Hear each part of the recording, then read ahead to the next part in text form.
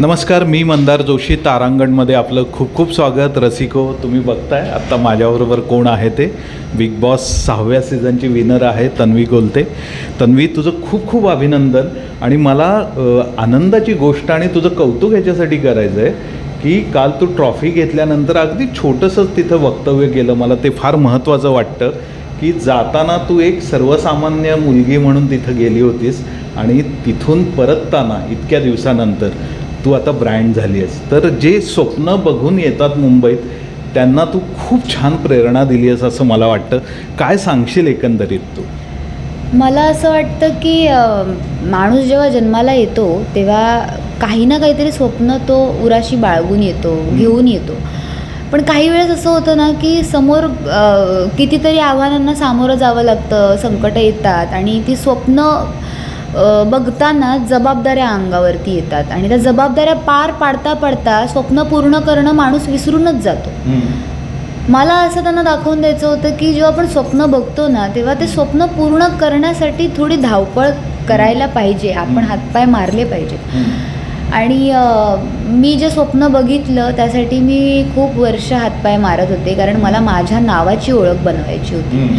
मी पप्पांना कायम म्हणत आले की मी जर जन्माला आली आहे ना काहीतरी भारी करायला जन्माला आली, असं मला सारखं आरशात बघितल्यावर वाटतं की तू जर जन्माला आली आहेस ना काहीतरी भारी करणार आहेस म्हणून तू जन्माला आली आहेस आणि काहीतरी आहे तुझ्यामध्ये, पण काय आहे काय नाही हे कळत नव्हतं.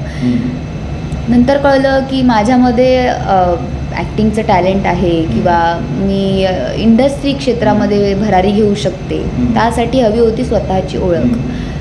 आधार नाही, काही नाही, बॅकबोन नाही, तर पुढे जायचं ठरवलं आणि मग बिग बॉस आला आयुष्यात माझ्या.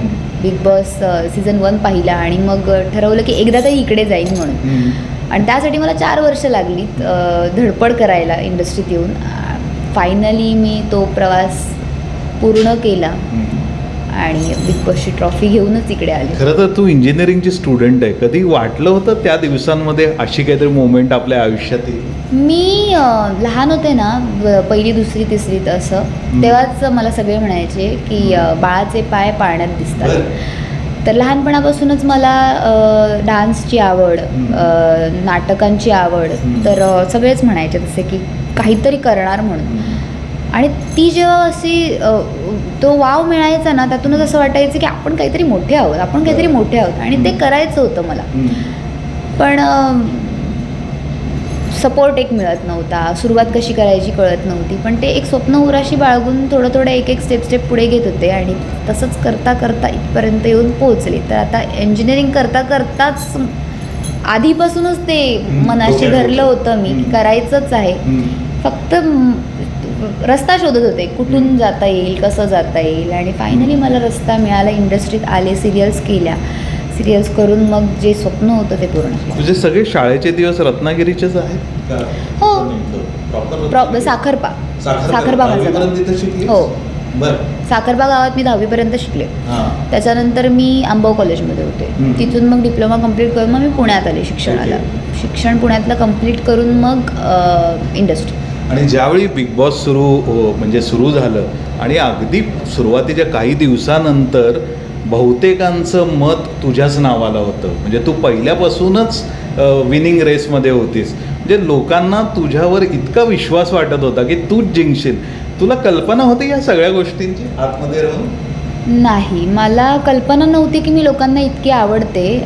पण मनामध्ये असं कुठेतरी होतं की मी काहीतरी छाप सोडेन मनावरती लोकांच्या, की लोक मला पसंत करतील. त्या प्रकारेच मी खेळायचा प्रयत्न करत होते. म्हणजे लोक मला पसंत का करतील तर किंवा लोकांना मी का आवडेन जर मी त्यांचं ऐकेन, जसं त्यांना बघायचं आहे विनर.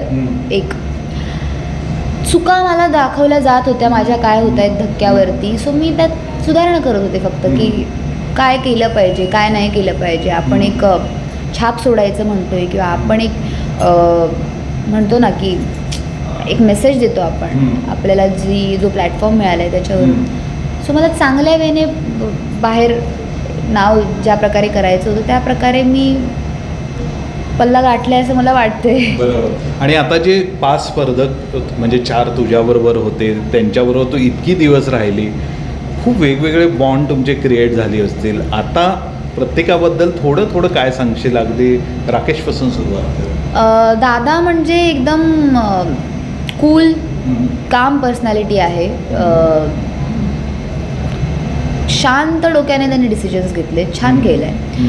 दीपालीताई म्हणजे एकदम अशी मायाळू आई पण असणारी एक स्त्री, जी प्रत्येक वेळेस म्हणजे असं हे नाही करायची की तो माझ्याशी वाईट वागला, हे वागलं ते वागलं. प्रत्येकाच्या जेव्हा इमोशनल झाला व्यक्ती, त्या व्यक्तीकडे ती धावून गेली आहे. अनुश्री म्हणजे माइंडने स्ट्रॉंग आणि स्ट्रॅटेजीने स्ट्रॉंग अशी मुलगी होती. विशाल एकदम स्ट्रेंथ असणारा आणि मास्टर माइंड. बरं. आणि राखी सावंतजण तुझं जे काही जुगलबंदी झाली ती जबरदस्त आहे, पण तिने एक स्टेटमेंट तुझ्याबद्दल केलं होतं की तू खोटा मुखवटा घेऊन आलीस असं ती 1-2दा म्हणाली होतीस. तर काय तुला म्हणायचं आहे? मला मी एवढंच सांगेन, ती जे काही बोलते ते ती मीन करत नाही, मनातून बोलत नाही. कारण जर ती मीन करत असती तर बाहेर पडल्यानंतर तन्वीला सपोर्ट करा, तन्वीलाच विनर बनवा, हे कधीच बोलली नसती. सो गेमच्या आतमध्ये असताना तिने जे काही स्टेटमेंट्स केले त्याला मी काही जास्त सिरियसली घेतलेलं नाही आहे. गेमच्या बाहेर आल्यानंतर तिने माझ्यासाठी जे काही केले मी तेवढंच लक्षात ठेवणार. बिग बॉसच्या घरात आत्तापर्यंत तुझ्याबद्दल जे काही लोक बोलली असतील ते तू आता झालं गेलं सगळं गंगेला मिळालं ह्याच्यात सोडून देणारच? जे काही वाईट बोललं गेलं आहे माझ्यासाठी, त्यातून मला शिकवण मिळाली की आयुष्यात आपण कितीही चांगलं करायचा प्रयत्न केला तरी दगड हे फेकलेच जातात. आणि जोपर्यंत दगड फेकणार नाहीत तोपर्यंत आपल्याला त्याची व्हॅल्यू पण कळणार नाही आहे. सो माझा जसा प्रवास होता मी करत गेले. वाईट बोलायचं होतं, वाईट बोलत गेले, त्यातून मी सुधारणा करायचा प्रयत्न केला. पण वाईट गोष्टी शक्यतो लक्षात ठेवू नयेत असं मला म्हणायचं आहे. ज्या चांगल्या गोष्टी आहेत त्या मला प्रवासातून पुढे न्यायच्या इथून. आणि जर मी चांगल्या गोष्टी नेईन तर माझा प्रवास अजून सुखमय होईल, सुखकर होईल. त्यामुळे मी चांगल्या गोष्टी घेऊन जाईन आणि वाईट गोष्टी ज्या झाल्या त्या तिथेच सोडून जाईन. पहिलं नाव तुझं ज्यावेळी विनिंग म्हणून समोर आलो, काय नेमके त्यावेळी मनात विचार आला? एक्झॅक्ट मुवमेंट काय होती तुझी? कळलंच नाही माझं नाव अनाऊन्स झालं. ते रिअलाईज व्हायला थोडा वेळ गेला, पण जसं कळलं तसं छान वाटलं. म्हणजे आणि आता तुझ्या फ्रेंड्सची, कुटुंबाची काय रिॲक्शन आहे कालपासून? मम्मी तर म्हणजे तिचं तोंडात एकच वाक्य आहे की मला खूप गर्व आहे तुझ्यावरती की तू माझी मुलगी आहेस म्हणून. तू जे बोललीस आत्तापर्यंत ते करून दाखवलेस, आमचं नाव मोठं केलंस. आणि मी गर्वाने सांगू शकते की तू माझी मुलगी आहेस आणि मी तुझी आई आहे. आणि तुझे फ्रेंड्स वगैरे? त्यांना पण खूप गर्व वाटतो. ओके. काही रिॲक्शन आली त्यांची तुझ्यापर्यंत? हो, आले ना. मला काल भेटून गेले सगळे. नेमकं काल काय काय केलंस? काल काही नाही केलं. काल सगळे येत होते, भेटत होते. मी 8:30 वाजता फ्री झाले, मी झोपलेच नाही काल. इतके सगळेजण फ्रेंड्स मंडळी येत होते. म्हणजे आता हे सगळे इंटरव्ह्यू संपल्यानंतर तू निवांत झोप घेणार? हो, नक्कीच. पुढचा तुझा प्रवास काय असेल? कारण तुला खूप चांगला प्लॅटफॉर्म मिळालाय. कशा पद्धतीने तू पुढची तुझी स्वप्न काय आहे? पुढचा प्रवास म्हणजे आता इंडस्ट्रीमध्ये जी काही कामं येतील त्या कामांना होकार द्यायचा आहे. जे काही पहिलं काम येईल होकार द्यायचं आहे. छान काम करायचं. काम तुला एक्सपेक्टेड आहे आता? कारण तुझ्याबद्दलच्या अपेक्षा खूप वाढल्यात. हो, अपेक्षा तर वाढल्यात. ऑलरेडी तू सेट केलं. हो, अपेक्षा तर वाढल्यात, पण पूर्ण करण्याचाच प्रयत्न करेन. सिरियल आली तर सिरियल करेन, मूवी आली तर मूवी करेन. बाकी प्रेक्षकांचं आता ते हिट करायचं. बघू आता काय होतंय. आणि इतक्या दिवसानंतर मुंबईत पुन्हा बाहेर येऊन मोकळा श्वास घेतला, कसं वाटलं? बरं वाटलं. एक मोकळा श्वास घेतला, पण वाईटसुद्धा वाटलं की 100 दिवसानंतर मी बिग बॉसना एक शेवटचा बाय केला. तर ते कुठेतरी जड झालं होतं. तो एक शेवटचा गुड बाय बोलताना बिग बॉसच्या घराला, ज्याने मला एवढं सगळं दिलं. सो अशी मध्यावरच अडकले होते मी. द्विधा मनस्थिती म्हणतो आपण त्याला, की छान पण वाटते बाहेर पडणारे आणि नको पण वाटते की मी सोडून जाते. ही ट्रॉफी तू कुणाला डेडिकेट करशील? ही ट्रॉफी मी माझ्या पप्पांना आणि मम्मीला आणि जनतेला डेडिकेट करेन. प्रत्येक अशा माणसाला जो स्वप्न बघतो आणि पूर्ण करण्याचा प्रयत्न करतो. थोडंसं पप्पांबद्दलही सांग, मम्मीबद्दल बोलली आहेस? पप्पा म्हणजे माझा सच्चा माणूस, माझा सुपर हिरो. त्यांनी जी शिकवण दिली आहे ती शिकवण मी शिकली आहे आणि तसं वागायचा प्रयत्न केला आहे. कितपर्यंत व्यवस्थित वागले मला माहीत नाही, कारण मीच जर म्हणेन की मी बरोबर वागले तर मग कायच उपयोग त्याचा. जितकं पॉसिबल झालं तितकं पप्पांच्या शिकवणीतून राहायचा प्रयत्न केला आहे. त्यातही चुकले असेल तर मला जनतेने माफ करावं, पण खरं राहायचा प्रयत्न केला. चुकांवरती पांघरून न टाकता चुका सुधारायचा प्रयत्न केला.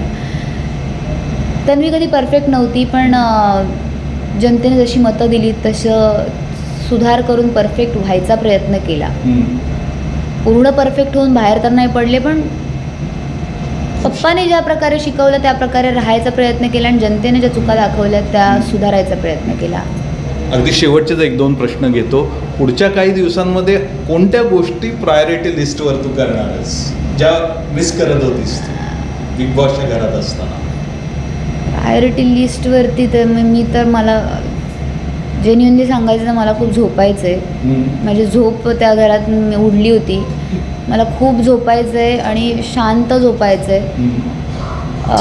आपण जे बोलतो ना की मला एक छान झोप हवी आहे आणि शांत झोपायचं आहे, तशा प्रकारची झोप घ्यायची मला, जी नाही घेता आली आहे. तीच एक गोष्ट आहे जी मला त्या घरामध्ये शांतपणे नाही करता आली आहे. का म्हणे नाही? तुला इतकं तर छान खेळ करत होतीस तू, सगळे तुझं कौतुक करत होते, तरी तुझी झोप उडाली. झोप उडाली तू सगळ्यांची झोप उडवली होतीस. असं नाही आहे. झोप उडाली म्हणजे झोप लागत नव्हती शांततेत. आता जी ट्रॉफी मिळाली आहे मला, आता शांत झोप लागेल मला. खाण्यातल्या अशा कोणत्या गोष्टी आहेत की ज्या आता तू एन्जॉय करणार आहेस बाहेर आल्यानंतर? मी मोमोज खाणार आहे. पहिलं तर मला मोमोज इतके आवडतात. त्या घरात मला एकदा टास्क जिंकल्यानंतर मोमोज खायला मिळाले, पण जे मला आवडतात फ्राईड मोमोज ते मी आता खाणार आहे. आणि बिग बॉसच्या घरात तू स्वतः केलेलं दुसऱ्यांना काय आवडलं आणि दुसऱ्यांचे कोणते पदार्थ तुला आवडले? पदार्थ मी केलेलं चिकन मला आवडलं आहे आणि राखीने केलेली मटन बिर्याणी मला आवडली आहे खूप.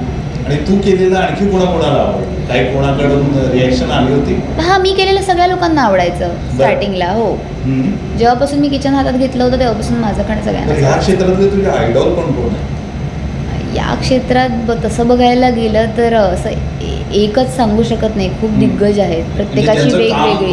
तू खूप इम्प्रेस आहेस. असे खूप जण आहेत. मला पर्टिक्युलर एखाद दोघांचं नाव घेऊन भावना त्यांच्या हर्ट नाही करायच्या, कारण प्रत्येकामध्ये वेगवेगळी क्वालिटी आहे. प्रत्येकामधून वेगवेगळं काहीतरी शिकण्यासारखं आहे. आणि सगळेच दिग्गज जे आहेत ज्यांनी मराठी चित्रपटसृष्टी गाजवली आहे, त्या प्रत्येकांकडेच बघून काही ना काहीतरी मी शिकत आली आणि त्यांच्याकडे बघूनच मला या इंडस्ट्रीमध्ये यावंसं वाटलं कुठेतरी. सो ज्यांनी जे जे इथे चमकलेत ते सगळेच माझ्यासाठी आयडॉल आहेत. आणि रोज इथं मुंबईत स्वप्नांचा पाठलाग करण्यासाठी येत असतात, अशांना तू काय संदेश देशील किंवा काय संदेशाचा थोडा मोठा शब्द झाला, काय सांगशील तुझ्या इतक्या सगळ्या अनुभवांना? स्वप्न बघतात, सगळेच बघतात. पूर्ण करण्याचा प्रयत्न काही जण करतात आणि पूर्ण करण्यासाठी जे धडपड करतात ते खूपच कमी असतात. मला वाटतं फक्त स्वप्न बघू नका, पूर्ण करण्यासाठी धडपड करा, नक्की पूर्ण होतात. मेहनत घ्या, नशीब पक्का साथ देतात. हो ना. तुझ्या आईची काय पहिली रिएक्शन होती का घरी आल्यावर काल? तीच मला घ्यायला आली होती ना तिकडे. तिने बघितल्यानंतरच सांगितलं होतं की मला गर्व वाटतोय तुझ्यावरती, खूपच माझी मुलगी आहेस वगैरे म्हणून. मगाशीच बोलते मी. बरं, आणि तुझे अगदी क्लोज फ्रेंड कोण आहेत? म्हणजे मुंबईतले का तिकडचेच आहेत? नाही, माझे सगळीकडचेच आहेत. असं ते मुंबईत असतात, कधी नसतात, पण आहेत. अगदी खूप छान. मला वाटतं की तन्वी तू खूप छान खेळलीस आणि सगळ्यांच्या अपेक्षा तू पूर्ण केल्यास आणि एक तुझ्याकडून अपेक्षा ठेवाव्यात भविष्यात अशी कामगिरी तू करतेस. त्यामुळे मी तुला तारांगणतर्फे आणि वैयक्तिक माझ्यातर्फे खूप शुभेच्छा देतो. असंच चांगलं काम कर. आम्ही पुन्हा तुझ्याशी संवाद साधायला येऊ, पुन्हा भेटू, पुन्हा बोलू. धन्यवाद.